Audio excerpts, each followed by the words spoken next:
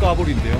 까불고 있어. It's like the In-Betweeners movie, but with more machetes.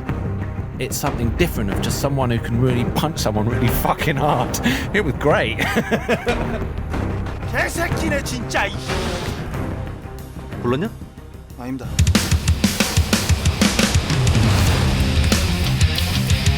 I am the most complete fighter in the world.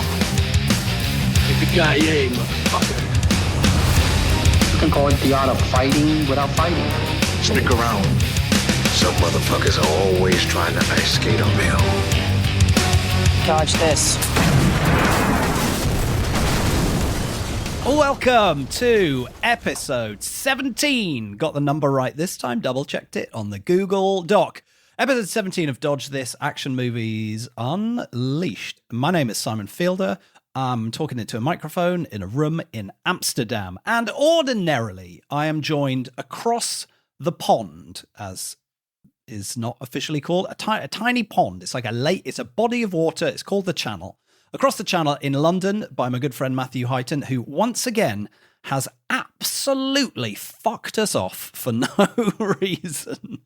No, Matthew is sadly very busy at the moment, but fingers crossed he will be back next episode. But once more, I have dipped into my grab bag of movie-adjacent friends to bring you live from also Amsterdam, brackets, but in a different room somewhere else in Amsterdam, the man, the legend, the director, filmmaker himself, Mr. joeroberts.co.uk.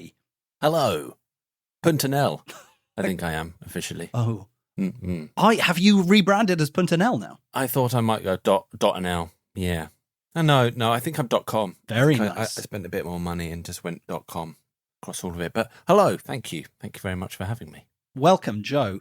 Now, for those of you who don't know, Joe is a filmmaker, a director, a human man, a movie lover, and a hat wearer. Permanent hat wearer. When I sleep. Permanent. Yeah, permanent. And when I'm awake, when I'm asleep. Got a hat on my head because all the hair fell out of my head when I was 30. So I keep a hat on my head. I'm so sorry. It's okay. I've got a nice shaped head, so it could have been worse. That's good. Yeah. And also, you do look good in a hat. That's also another reason for wearing the hat. I saw Hustle the other day. The Adam Sandler. Yeah. The bad guy in it is Ben Foster. Do you remember Ben Foster, who was big like 10 years ago? I do. But he kind of saw him in The Contractor recently, actually. Right. On Amazon Prime. Has he got any hair in that? Well, that's an interesting question. This is like one of those tests before you get into MI5, isn't it? Where they test you on your observation skills. Or the Krypton factor for the kids. Yeah. I could not say with any certainty if he has hair, but if I was going to take a guess, I would say it felt like he had hair in that movie. Okay. Well, in Hustle, he's got no hair and he's got a crazy big head. And it made me think, thank God for my normal-sized head. I didn't know whether it was wearing a skull cap on top of hair that made it bigger, but yeah, you should Google him. But I'm sure maybe this is a bit mean about, especially my people, bold white men. I shouldn't really attack, but yes. I'm going to watch that movie anyway. So it's a good movie. I enjoyed it. I'll find out. It is good. Okay, yeah. That's actually someone else recommended that to me this week. So you're doubling down on that. That's a great seg, actually, into the what have we seen outside of the world of action. But before we do that, I tried to get it to happen last time. It was not possible. As I say, Matthew Heighton, the busiest man in show business. Obviously, don't get me wrong. Me and Joe, both very busy, but happy to carve out time in our incredibly hectic schedules to talk about movies. And I haven't even mentioned what movie we're talking about. Oh my God, the beginning of the podcast is in disarray. We are talking about the South Korean movie, The Roundup, starring the Fists of Steel legend, Mr. Don Lee. Before we get into that, this is where I was headed, is this time Matthew was kind enough to send a little voice note so that like a proof of life, if you will, so that we know he's still alive and he may be back next episode. Let's hear what Matthew had to say. Hi there, it's Matthew. I'm not on the podcast, as you can hear. I'm on the mean streets, tracking down the kidnappers of my missing family and or coming out of retirement for one last job, whichever, you prefer out of those. And definitely nothing to do with me being extremely busy. It's definitely cool stuff. Oh, what was that? There's a definite explosion. Oh, wow, it's crazy explosions here. I'm going to have to go, but I hope you're enjoying the podcast, and I will be back with you soon. A very non-committal soon at the end there from Matthew on the mean streets of London, which sounds terrifying. It sounds like a scene from Children of Men. And I wish I could tell you more details about why he's so busy, but it got redacted from last episode. So hopefully when he's back on the pod, I can sort of Jeremy Paxman squeeze it out of him and we can find out what he's been up to. In the meantime, Joe Roberts, big movie fan. This is what I know about you. We've been to the cinema together, so that's proof of anything. That's true. I love a movie. I love it when it's really big. And so cinemas really tick that box, putting it up there big. Well, I'm so glad that we couldn't go to the cinema to see this and that you were forced to watch it on a home-sized screen. Before we get into that, though, you've watched Hustle. Have you seen anything else outside of the podcast remit that you want to share with the people, the humans, the listeners? A lot of Better Call Saul. Better Call Saul? I don't know where to put the inflection on that. So I'm enjoying that. Call Saul. Yes. Better Call Saul. I'm enjoying that. That's really good. People keep telling me how good it is, and I've watched 0 episodes of it. And it's better than Breaking Bad. Oh yeah. Is it? Yes. I'm saying that. Wow. That's big talk. It's big film, big talk times. Don't use that. It's big Joe Roberts. What else have I? And I also watched Sherwood, which is a kind of gritty BBC drama about someone. About Robin Hood? It's an arrow-based killer in Sherwood. And they'd be like, oh, don't say Robin Hood. But it kind of is. It's very lots of great British actors in it. We watched all of that. But yeah, what about you? I've seen a couple of things. You remind me that I don't watch stuff on iPlayer enough these days. I really feel out of the loop by not watching, because both of us are in Amsterdam, but obviously it's still very connected to the UK by a language, I suppose. And connected via. Mainly a VPN. So many podcasts are sponsored by VPNs, but if ever there was the perfect podcast to sponsor by a VPN, it would be this one. Since a lot of these movies have such staggered release dates around the world, it's impossible to for everyone to see them at the same time. Yeah, I do have a VPN, OVO, but I don't watch enough stuff on iPlayer, and I feel like I do sort of miss the UK water cooler moments, that might come from, for example, Sherwood, or I don't know what the last big, like The Bodyguard, I think was the last British drama I watched. That was a long while ago. But yeah, it's interesting. And also just like all the good comedy. Yeah. The Outlaws. That was confusing because there's a recent BBC Stephen Merchant thing called The Outlaws, and this film's called The Outlaws 2. With Christopher Walken in it. With Christopher Walken. Was that good? I did not see it. I watched a couple of episodes. So make of that what you and will. That's it. And that is that's your review of it. I watched 2 episodes out of the 6, so fill in the blanks. Okay. No, but this film, enough. not to jump ahead, but this is called The Outlaws 2. I was like, oh, this is a sequel You're right, to it The is. Stephen Merchant, but we'll get into that later, I guess. But that was a bit No, confusing. they went from a 6-part comedy show with Stephen Merchant and Christopher Walken. They spun off in quite a tangential manner to a sort of South Korean murder mystery. What did I see? I saw a couple of things, really, which, as I mentioned on the last podcast, historically, this section was all the things I've seen outside of action movies. But increasingly, in my desire to sort of champion movies on this podcast and not kind of go, I saw this, yeah, it was all right for 30 minutes. I watched a few things that I thought maybe this will be podcast worthy. First of all, thanks VPN, on the Hi-R streaming service, Baby Assassins, which is a Japanese, some people might call it an action movie, and I would debate them on that. It's a sort of quirky indie comedy with some action in it. I don't know. It wasn't for me. People are describing it as like Clerks with murders.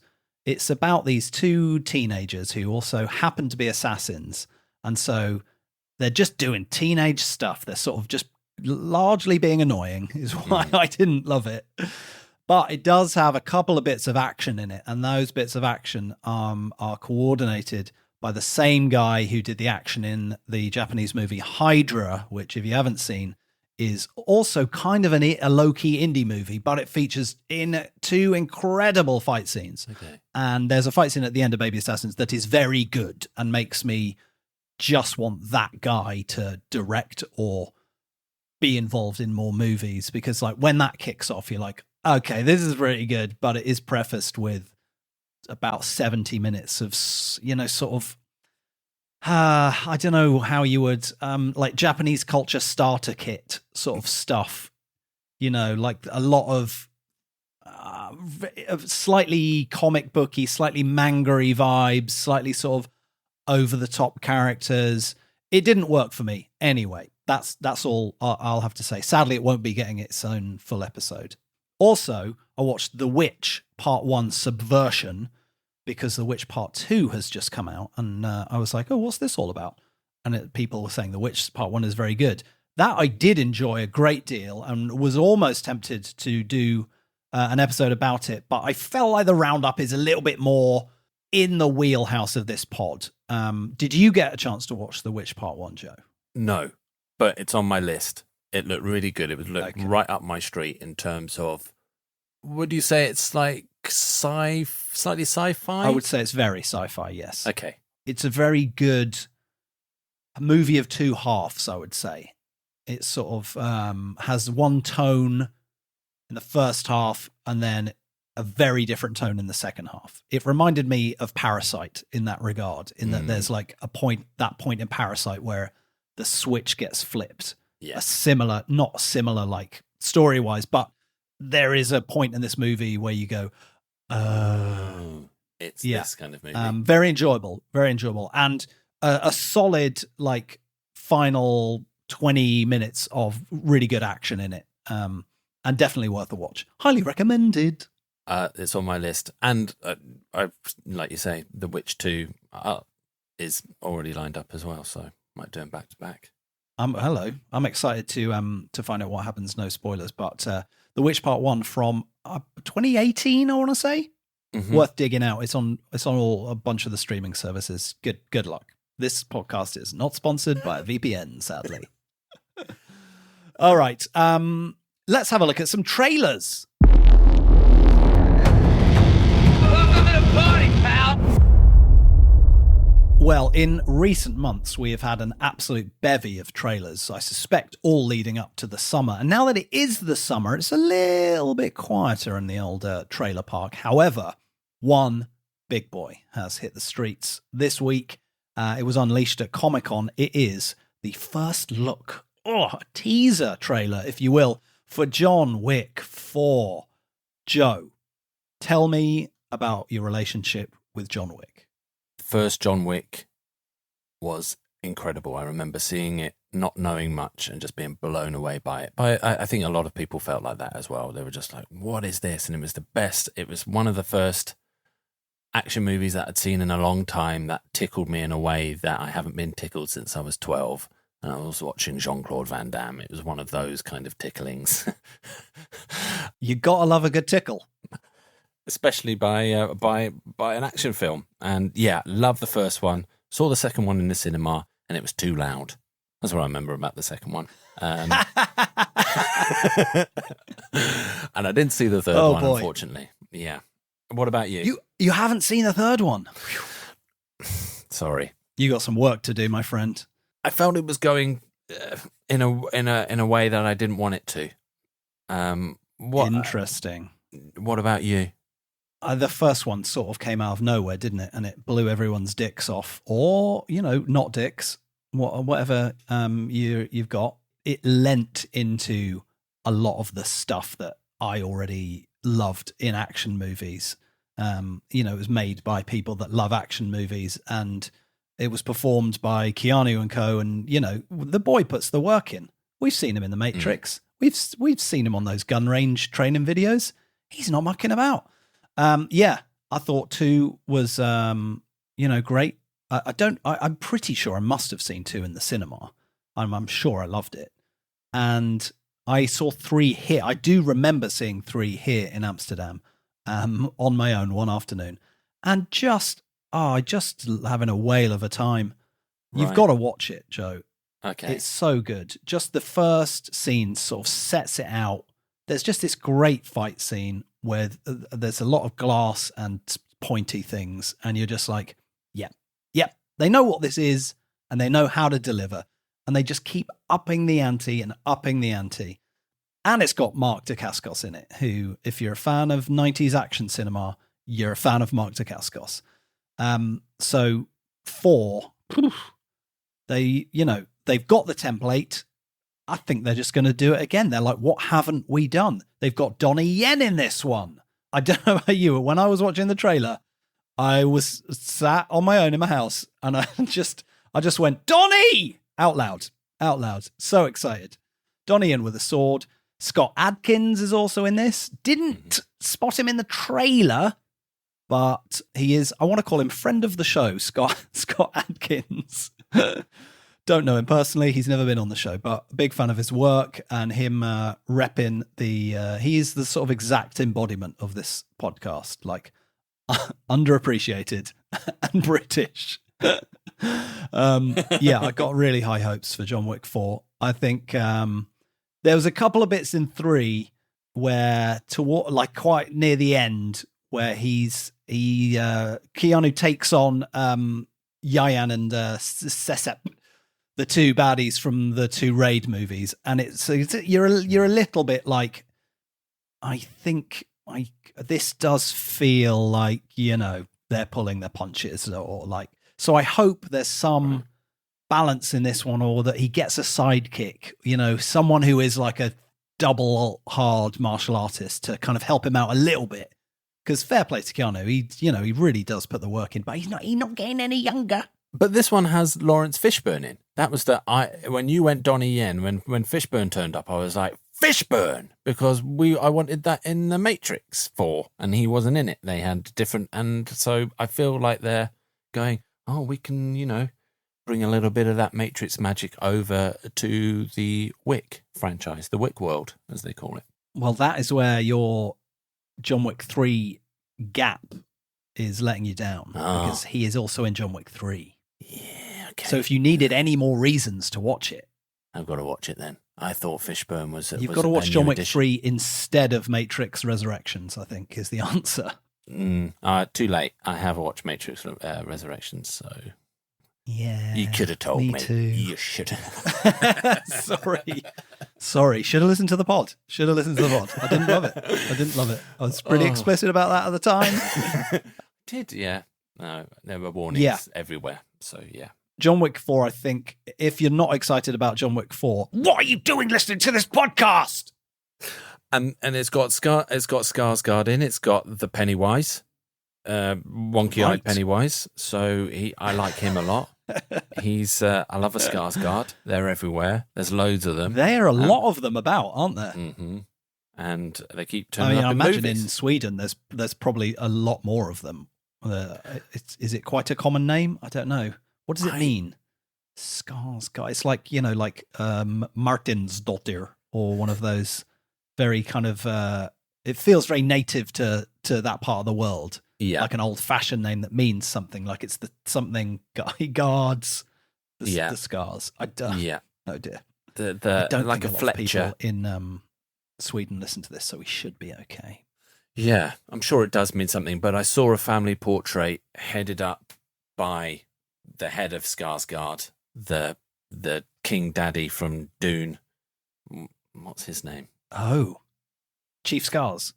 Chief Scars and his many sons, and you recognise all of them. You're like, oh, he's from Big Little Lies. wow. And he's from so you. How many of them are there? Loads. Should we Google? Cripes. Yeah, there are. Yeah. They're more. We than can do live Googling on the show. I'll do it in my. Yeah. I don't know how many. You do how a little many- bit of secret Googles, and many I'll just skulls? start talking about the next trailer. Suffice to say, John Wick 4, very, very excited. We've got, steady hands at the helm. Everyone is back on board as far as I'm aware. I hope and I believe that it will not go off the rails and it will not be a Matrix Resurrections. Speaking of, how do I tie this in? Old stuff coming back. Nostalgia. Tenuous. Sly Stallone is back. I don't know what he's been up to. I think he's been appearing in Creed movies, but I certainly haven't seen him doing much for a while now. So it's quite. There's a little part of me that was like, oh, look at old Sly's coming back in Samaritan, which is a new movie going straight to Amazon Prime, which don't want to judge it based on going straight to Prime, but I felt like I did in my tone accidentally. There are 8 Skarsgårds. Get the what? Shut And- the front door. and 8 you would recognise as well. I'll send you a picture. That's insane. I watched the Samaritan trailer and straight away Googled whether there was a Samaritan comic book, and there's not. Yes. So this is an original. Huh. Okay. As if the world doesn't need more comic book characters. This one's not even a comic book character. It's a comic book character that's not in a comic book. Which, I get your vibe on that, but I suppose on the one hand, yes. On the other hand, it is an IP, and we should be excited about that, like an independent property, a brand new thing that isn't based on a pre-existing thing. That's true. But yes, it is very much in the mold of comic books, I guess. I did quite like the look of it. Mm-hmm. It is PG-13, which makes me go, and there is a kid in it. So those two things put me slightly on the defensive in terms of like, is this movie going to be a good sort of, I don't know, one last job, back to my old ways kind of vibe? How like fun superhero and how gritty superhero is it? It's tough to see where it sits based on the trailer, isn't it? Yeah. And with Amazon, the superhero stuff I've seen on Amazon, like Invincible and The Boys, is like completely the opposite of PG-13. Actually, The Boys is something that I've been watching recently, and that's too graphic for me. I didn't realise I had a graphic line. It's too much. That's too much. I feel like, You found it. I felt my I found my graphic line, and it was not where I thought it would be. So PG-13 is maybe more my vibe now. So maybe this is right up your lane. Actually, it's Amazon saying, if you found The Boys just a bit too much, actually, this is for you. Thank you, Amazon. You know me so well. You must be taking all the data from what I buy from you and making programs. So thank you. Have you seen any of The Boys? No, I haven't. I've heard a lot of. I heard at the beginning people were saying it was really good, and then I feel like it quietens down a bit, and then I've heard people saying the end of this season, which I think is season 3, is amazing. It's very much like that. First season, great. Second season, not great. Third season, better. So one of those roller coasters of. But Okay. I mean, it starts. I'm not spoiling anything, but season 3 starts with a man shrinking down to a small size so he can enter another man's penis through the urethra, and you're inside this huge penis. And then the man comes back to actual man size inside the penis. So the man just explodes. So and I was like, Yeah, no, that's my graphic line. I watched the rest of the season, but I wasn't happy about it. I don't know if that makes me want to watch it more or less. Watch the first episode and see. I'm like, oh, I was not expecting that for your graphic line to be that. I was like, I would never in a million years have thought, oh, clearly a guy will shrink down and go up someone's dick. That's what will have happened. Some people are just not into that. We've all got a thing, haven't we? Yeah. And I guess like some people not keen on a human man going up someone else's dick. I don't know. Don't really. Not here to kink shame. Yeah. I think one of the problems with coming to things like this late, which I have done with the boys, is if you're watching it quote unquote in real time. I know they get, the whole season gets released, but if you come at season 2 just as season 2 starts, then you're just like, all right, we're watching season 2, great. And then you're like, no, I don't know, this isn't quite as good. Whereas now everyone says, season 2 is not great. It's just like, well, it feels like work then, doesn't it? Like, okay, I'll enjoy season 1, and then I'm like, well, I'm not just going to skip to season 3. I have to sit through season 2, even though everyone goes, it's not that good. And now my head is like, well, this won't be as good. Yeah. It's an odd sort of, I don't know, the nature of coming to things late just means that you have to sort of wade through stuff, which is weird. Yeah. Just wait till you really got to stick around to season 9. That's it, isn't it? It's just like, I don't think so. Same with Better Call Saul. There's just too many seasons now for me to... It's too late. It's daunting. It's like crypto. It's too late. Too late for me to get involved. And it's good that I haven't, to be honest. Based on how much my portfolio is down, if you get involved now, you are immediately ahead. You're immediately... Well, maybe if you are break even, then you are ahead of me in crypto right now. And I've arguably spent a year and a half learning about it. So I don't think it's too late to get into better. They call it learning money. Better Call Saul is probably you'll end up better off than crypto. Fair play, actually. That's a good sales pitch for that. Thank you. I think I am going to watch The Samaritan, probably. Mm-hmm. Is it a movie? It's a series. Definitely going to watch it, probably. No, it's a movie. Oh, it is a movie. Oh, yeah. If it's a movie, then it's, again, like, if it's... Easy. 2 hours, done. Bosh. It's that series 12 hours of your life now. You're like, well, that's why I'm really getting back into the hour and a half, and that's why I like so much about the Roundup. God, a pacey 145. Lovely stuff. Pacey 145. And speaking of the Roundup and keeping things short... At the beginning of this podcast, the aim was to keep it under an hour each episode. That has been a struggle, I'm not going to lie. So, with that in mind, I am going to wheel you, for some reason you're in a motorized chair, or in which case I wouldn't even need to wheel you. I'm pushing your regular chair into the auditorium for our feature presentation. And now, our feature presentation. Dodge this. All right, we've made it in. This is, we're back in Pâté Nord. I'm going to throw you back to where we watched Everything Everywhere All at Once. We're in Pâté Nord. There's not many other people in the cinema because in the day, because that's when freelancers go to the cinema to avoid other people ruining it for them. Maybe that's just me. No, me too. Lovely times. Yep, exactly. We are talking about The Roundup, which, as Joe mentioned earlier, is the sequel to a movie called The Outlaws. Now, full disclosure, I have not seen The Outlaws, but I would argue you don't need to watch this movie. I agree. There are some moments where the camera moves in a certain way that it feels like you should know who these people are. And all that's a returning kind of, there's a few reveals which feel anticlimactic because you don't really know who they are. But I feel like I hadn't seen The Outlaws, and as with all good movies, it drops you right in it and you're off. I think you're absolutely right about that. There are a couple of people who are clearly returners who I was like, this guy has got like he's a character vibe about him. And I didn't know where he was from. Outside of that, I would say you don't need to. I am going to watch The Outlaws now because I would like to. And also, they've announced The Outlaws 3 this week. So a sequel to The Roundup and a double sequel. I think that's what they call it. A third movie in the Crime City series. That is what this movie is called in Korea. Crime City, literally.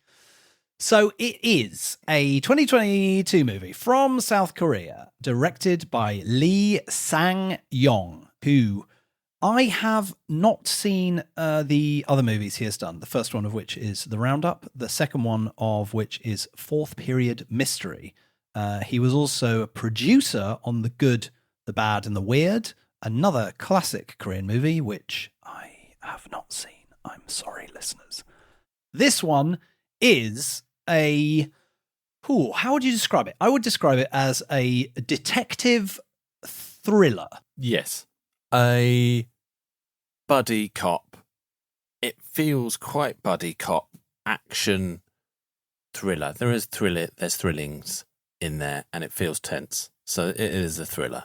Yeah, there's been a lot of I don't know if it's in the marketing or in other people's reactions that I've watched, and a lot of people are sort of, I think buddy cop is not too far wide of the mark. There is a little bit about that, and people are calling it like an action comedy. And I can see why, but I feel like if you go into this expecting Rush Hour, you are going to be very disappointed when about 50 people get stabbed. Like a lot. A lot of people getting hacked up with machetes. Or axes. It's not ha-ha funny. It's like there's some nice deadpan moments from old Donnie Lee, but I would say the laugh count is low. I was surprised at how much I did laugh for an action movie. I did really enjoy. It made me. So why I said buddy cop is that it made me think of like Lethal Weapon. And it made me think in that weird way of like, oh, this is quite intense action. But the way that they talk to their superiors and their flippancy in the way that they talk felt quite Shane Blacky, kind of like that's quite, and it made me harken back to those days. And that's why I enjoyed it so much, because you don't really see movies like this anymore that are brutal, but also have like a flippancy to them and the comedy. So yeah, I found it maybe more comedic than old Misery Guts over here, who is like the toughest crowd in the world. He's like, I'm ready for all the people to get stabbed, but if you're going to entertain me with lols, mate, you got to ratchet that up a little bit. So basically it is this a sort of, it's almost like an ensemble, although it is very much pegged on the man with the iron fists, Don Lee. He has got a team around him who are the returning team, one presumes, from the Outlaws, who are a little detective squad based in, as far as I can tell, the South Korean police department is just sort of one room that's about as big as your nan's lounge and sort of decorated in quite a similar way.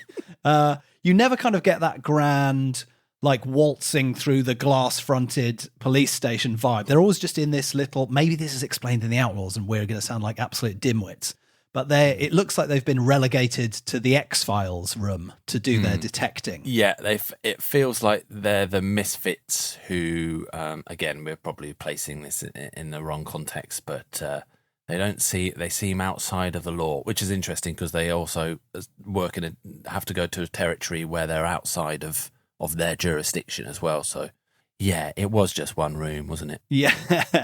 And that is it. Just to get you up to speed on the plot, listener, it's there's basically some naughtiness is occurring in Vietnam. Some baddies are in Vietnam, but they are Korean gangsters who have been shooed out of Korea, presumably by Don Lee's Hulk fists. And they've taken up residence in Vietnam, where they're doing kidnappings and murders and a lot of nefarious stuff. Somehow he gets embroiled, and I would say the first sort of 2/3 of the movie are Don Lee and his boss going to Vietnam on a kind of a tangential mission, which ties in to this string of kidnappings and murders, and suddenly escalates very quickly. That about covers it, doesn't it? It does, yeah. It's half a holiday movie, and then they come back to Seoul. Do they? Would you say they operate out of Seoul? That would be my assumption. Yes. Yeah. Yes. So yeah, they're in Vietnam for the first half. I like that you pegged it as a holiday movie. It's basically like the In-Betweeners movie, but with more machetes. with sequels, it's very much about just going abroad, right? Sex in the City 2. In-Betweeners 2. I'm not sure if there is an In-Betweeners 2, but maybe that happens in the first one. But yeah, it felt like I think there is. We've got a bit more budget. If you like Sex and the City 2, this is the movie for you. Less machete stabbings in this one, but it can't cater to everyone's tastes. It opens in Vietnam, opens out in the kind of outskirts of Ho Chi Minh, and it looks incredible. That was the first. I was like, wow, this looks brilliant. The way that Vietnam looks, I think, or the yellows and stuff, I was really kind of like straight away fully invested. And it got quite brutal, quite upfront, but in a very kind of visceral way that I really enjoyed. So yeah, it does look. It is a very well made movie, and it sort of. I think in the 17 episodes so far, I think this is actually the first. Could be wrong, but I think it's the first South Korean movie we've talked about, and it reminded me, and also watching The Witch Part 1 this week, that South Korea's just got a really great movie industry, and they just crank out so much stuff. I suppose in the last couple of years, the Netflix effect has shone a light on a lot of stuff. Squid Game being massive, and all of the sort of in the wake of Squid Game, the doors that's opened to other South Korean TV shows and stuff. But for years and years, South Korea has just been pumping out sort of grade A, slick, high production value, especially action and thriller movies. Like we're thinking back to Train from Busan was a big one. I remember going to see The Host in the cinema probably 20 years ago. A movie called Shiri, I think, was my first sort of window into the South Korean movie industry that made me kind of go, oh wow, like Hong Kong I'd been into for a while, and there's a kind of, and not to disrespect it, but like a scrappiness sometimes to the Hong Kong industry from the 80s and 90s. And suddenly South Korea had a quote unquote Hollywood look to it, or it had the same production value and sheen that you saw in Hollywood movies, which I suppose can make them a little bit more accessible to us lot over here. 100%. I hadn't seen many. I'm like you. I'm quite late to the Korean movie industry. Although I think I did see Train to Busan, and that's where our main guy got his break, right? That's right. Yes, Don Lee is in that movie, and I've seen it so long ago that I don't quite remember what he did in that film. Do you? No, I'm the same. Saw it a while ago. But the Iron Fist's kind of. What's his background? I know very little about this dude. I found him amazing, but what's his background? I think he's having I don't want to say renaissance, whatever the first version of he's having a naissance. Nascence, a birth. Yeah, exactly. I mean, he's been around for a while. He's done plenty of acting. We call him Don Lee, but his Korean name is Ma Dong-seok. And he's an American citizen, apparently. He was born in Korea and then moved to the US for a bit when he was younger. But I can only assume he lives in South Korea now, because he's been in loads of stuff. But yeah, I think in recent years, he has taken on a few roles where he's been like very tough. What else did I see him in? The Cop, the Gangster, the Devil. He played the titular gangster in that, where he punched a lot of people. And I also saw him in this one I can't pull it out of my brain. It's like the Bad Guys, I think it's called. That's what it's called. The Bad Guys, Reign of Chaos, where he plays another guy his special move is sort of punching people. And I guess that struck a chord with people somehow. Maybe people are very used to these intricately choreographed and very technical, Kung Fu, Wing Chun scenes. And he's just sort of a bruiser, he has like the air of a boxer about him. Like he just dodges a punch and then flattens people. And people love to see that. I loved it. Talking of striking a chord, I absolutely loved it that he was just someone who would punch people really fucking hard in the gut. And it wasn't only his punch, it was people's reaction to the punch. So he'd come in and smash them really hard. And then the person who just got smashed would go back like they wanted to hit and then be like, oh no, that really fucking hurt. It was so good. It was so kind of refreshing in that way to see kind of, like you say, it's like it's something different of just someone who can really punch someone really fucking hard. It was great. Yeah. It's just sort of a realistic, like if you tried to punch a boxer in the face, they would just easily dodge your rubbish punch and then like punch you in the kidneys and you would go down and then probably to hospital. And that is quite well represented in the sort of Don Lee action approach, whereby he just lamps people. You know, he is quite nimble. He does look a bit like a boxer. A weird part of his history is that apparently he spent some time in the US as an MMA trainer.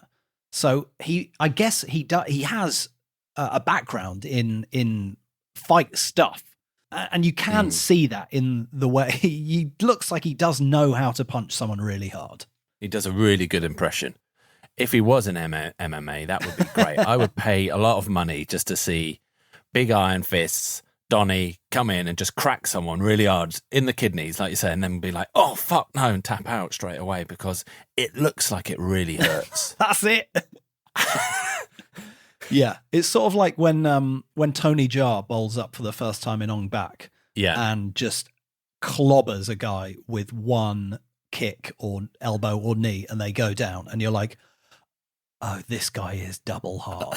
And that is the sort of vibe that Don Lee has. Yeah, and I having not seen The Outlaws, I feel like a bit naughty because I don't want to tread on things that are like, yes, obviously all this was set up in the first one, you dickhead. Right. And I never usually would watch a sequel without watching the first one, but this one felt like it was being marketed in a don't worry about it, guys. It's basically a whole new movie sort of way that I thought we would be safe sort of wading in.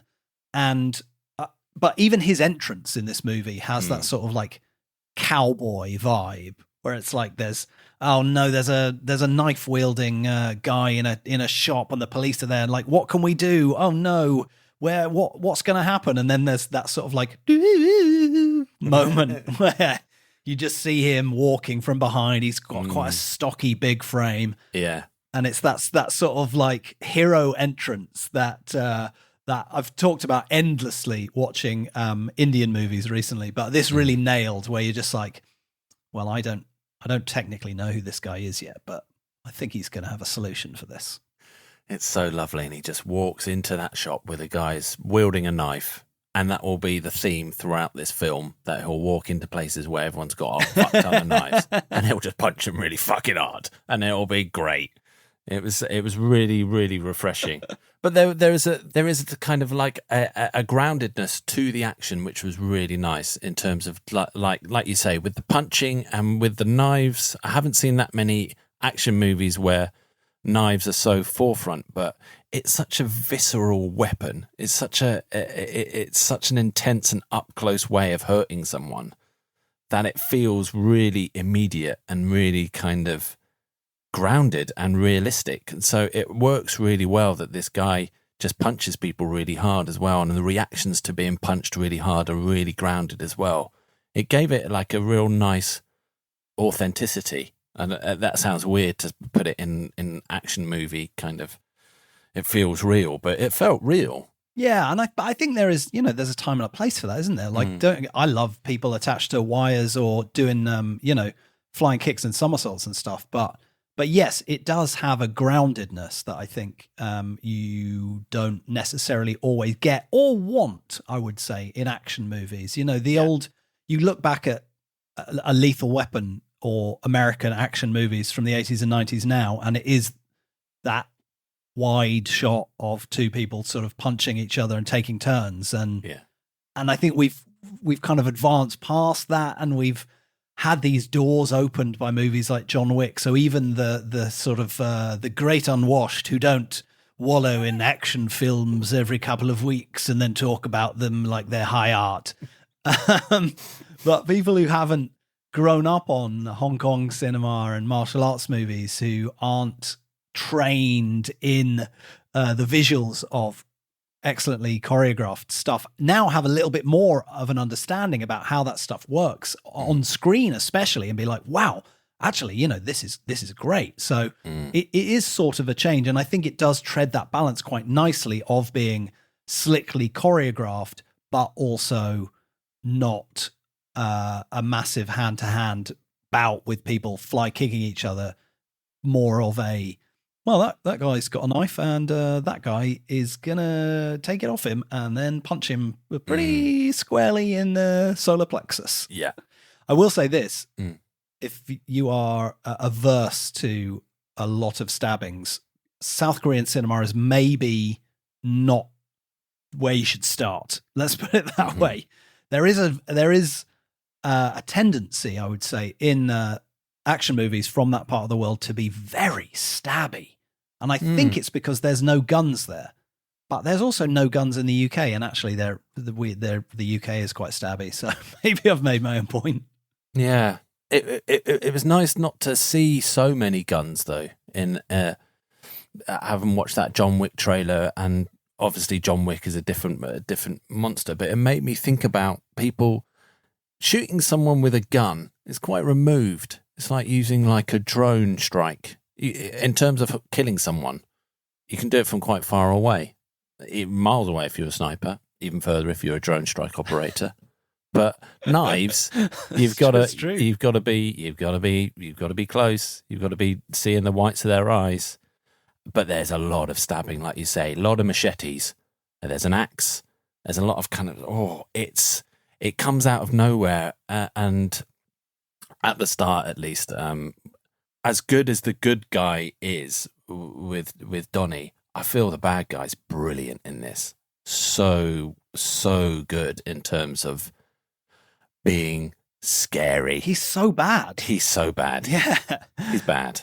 He is a real nut job, isn't he? He really leans into it. He is a guy called Suko Son, I think, and yeah, he's horrible.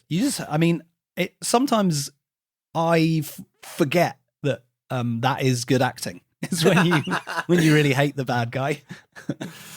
You're like, he's doing a really good job, right? Because he's just a horrible, homicidal lunatic. And by the time it gets to the inevitable climax, you know, and he's spent an hour and a half ruthlessly stabbing people to pieces, and Donnelly has spent...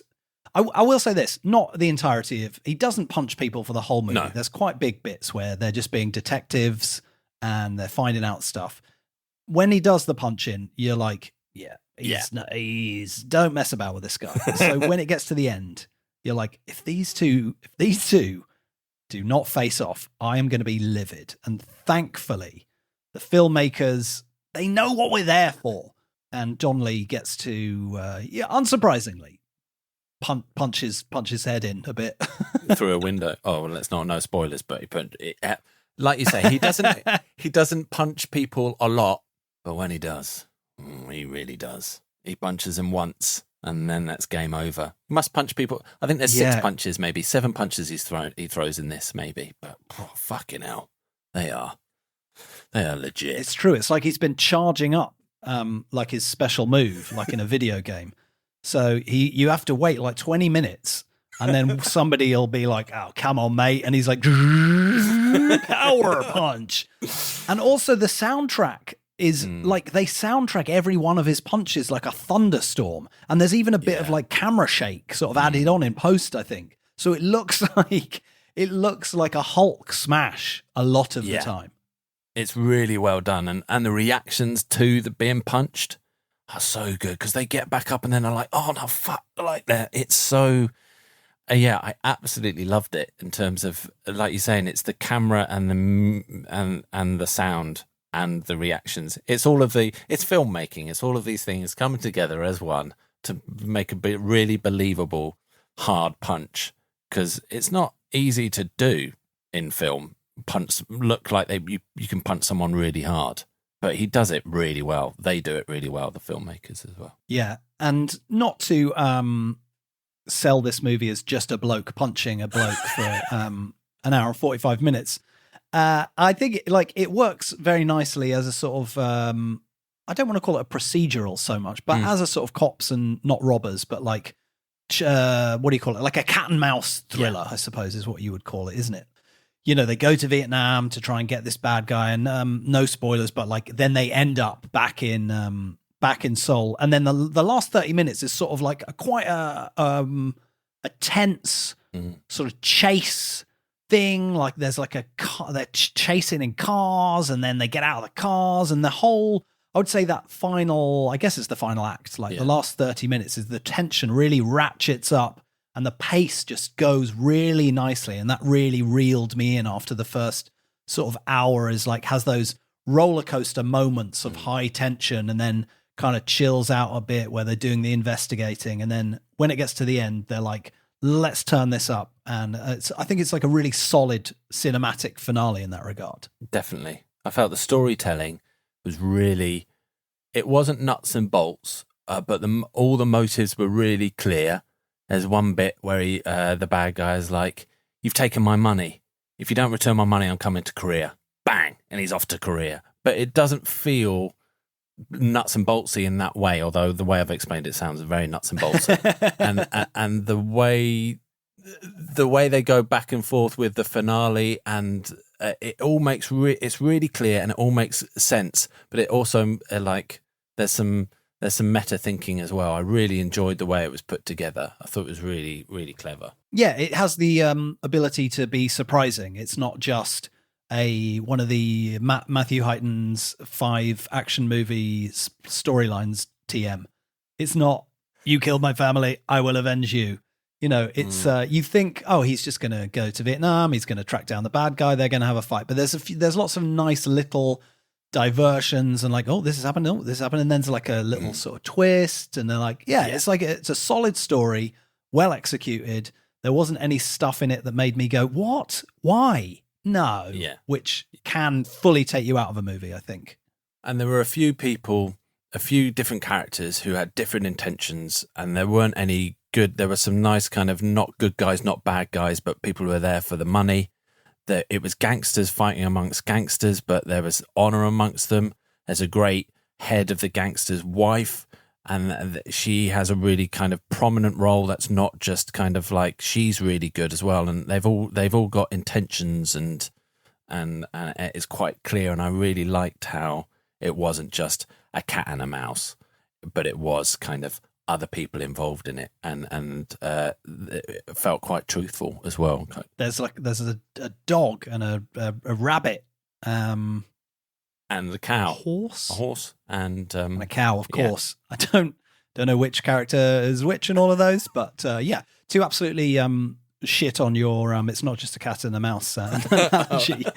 Sorry about that. Yeah, I think it's a nicely layered detective thriller, which is something that I think South Korea does very well. They've got a great heritage of cops movies, gangster movies, like the aforementioned The Cop, the Gangster, The Devil, which is, I suppose, a combination of cops, gangsters, and a serial killer. Worth watching.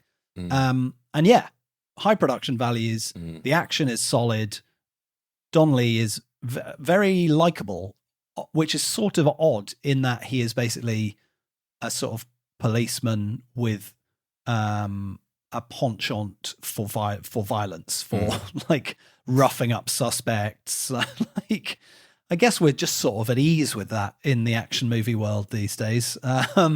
But he does have a sort of deadpan vibe to him as well that works very nicely at times. Yeah, the comedy, again, this is coming from quite a British perspective, but there were bits of it that reminded me a little bit of Lock, Stock. They go into this kind of underground casino, and there's a few kind of very deadpan back and forths where they're like, oh, what brought you here? And they're like, a bus.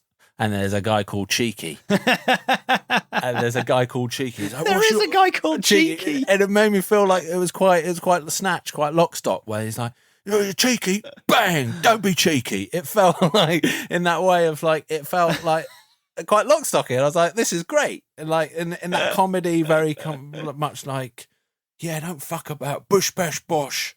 I'm gonna punch you really fucking hard. I feel like if it was in English, it would be more Cockney rather than American.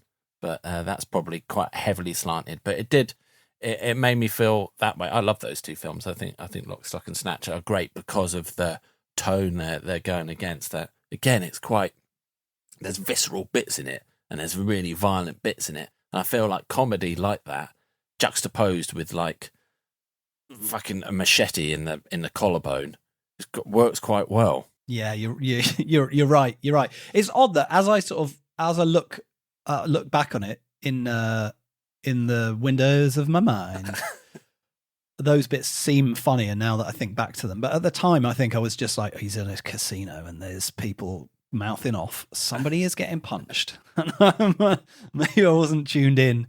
I wasn't like, oh yeah, that guy is called Cheeky. And then he open hand slaps him. And says, don't be cheeky. Smack. I mean, it's on the nose. It does what it says on the tin in that regard.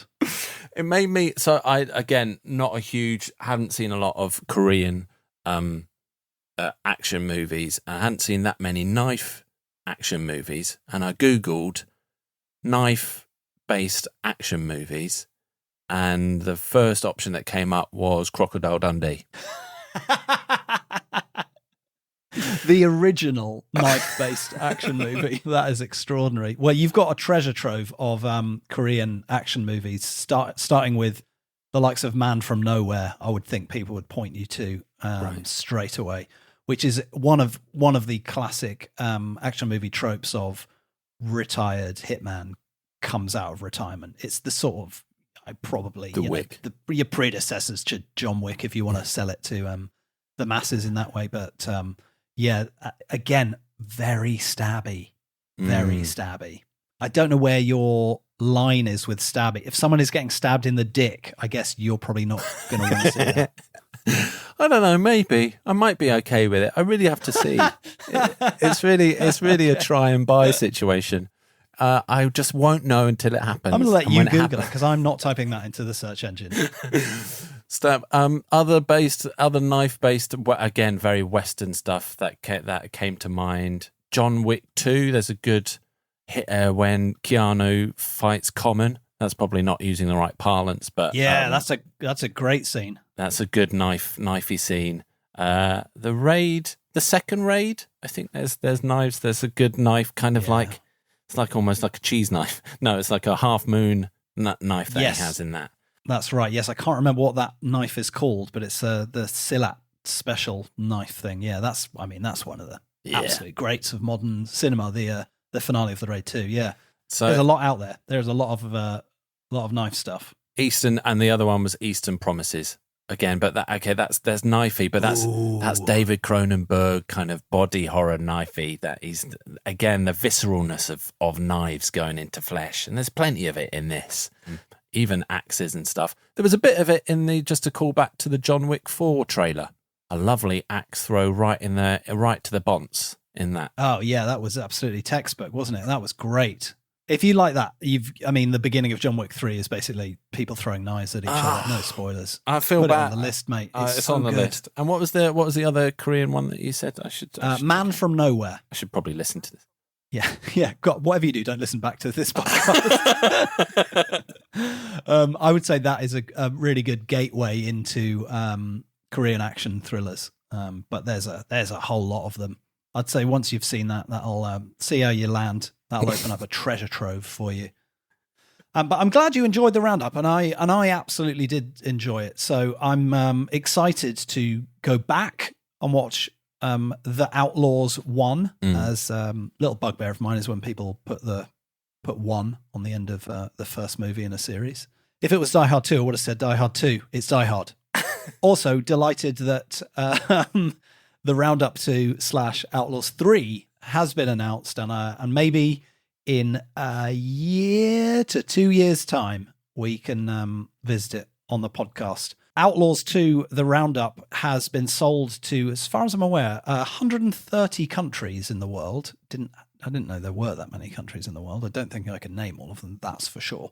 So it will be coming to a screen near you, wherever you are, I think it's safe to say, soon enough. Right. And sooner if you have a VPN. Again, there is a sponsorship gap available on this podcast if It's wide open. NordVPN wants to get in touch, because I am paying you monthly anyway. Do you use NordVPN? I use ExpressVPN is also another reputable one if they're listening as well. ExpressVPN, very good. Works on the Amazon Fire Stick seamlessly. Should we do ads? Should we just do more? A great sales pitch. Thanks. I feel like we could do more ads. Just try Unpaid ads. Unpaid ads. And now we've got some unpaid ads. I'll list all the services that I use until one of them goes, yeah, actually, yeah, well, we could pay them. We could pay those guys to keep talking about our products. But it seems like almost every episode they're talking about it for free, so I don't know if we need to give them any money. No, we will stop talking about it unless you pay us. No, we'll definitely move on to like other niche streaming services like Hi-R soon. What's Hi-R? Hi-R is a streaming service that is available in the US via Amazon Prime or around the world via their website Hi-R. It's $2 or $3.99 a month, and it is exclusively Asian action cinema. Basically, it's a subsidiary of Wellgo Entertainment. But it is very much, a streaming service designed for me and people who like this podcast. Loads of great stuff on there. It's where I watched Baby Assassins this week. Wanted to get my $3.99 worth for this month. So Hi-R is another potential advertising revenue stream. If they were gonna sponsor a podcast, it would be one of the more popular action movie podcasts that mentions them. But they don't even do that, so I think we're a way off, but we'll see. We'll come back and we'll have a chat with them next year. Hello, boys! I'm back!